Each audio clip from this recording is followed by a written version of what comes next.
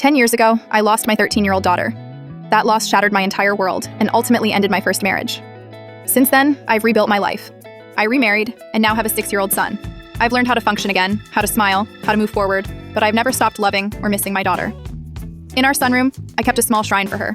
Nothing excessive, just a quiet corner with irreplaceable items, handwritten notes she gave me, a few photos, her favorite stuffed animal, and small keepsakes that meant the world to me.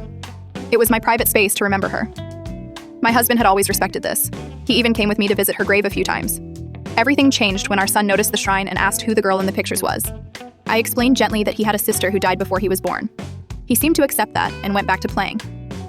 Later that evening, instead of talking to me, my husband spoke to our son privately. Then he vented to his parents. His parents decided that my grief was unhealthy. They told him that keeping memories of my daughter alive was toxic, and that it could make our son feel less loved or less important. Rather than discussing this with me, my husband listened to them. I came home one afternoon and walked into the sunroom. The shrine was gone. The shelf was empty, no photos, no stuffed animal, no notes, nothing. I panicked and asked him where everything was. He calmly told me he had thrown it all away. I felt like I couldn't breathe. Those items were one of a kind. Pieces of my daughter's existence, pieces of my motherhood. I ran outside to check the trash bins, but the garbage had already been collected. Everything was gone forever. I collapsed. When I confronted him, I was screaming and sobbing. He said he was protecting our son and that my shrine was a toxic obsession. He told me it was time to move on.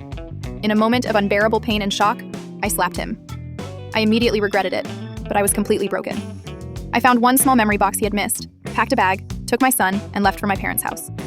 Since then, my husband and his parents have been flooding my phone with voicemails, calling me unstable and abusive, saying I need to be hospitalized. All I did was try to hold on to the memory of the child I lost.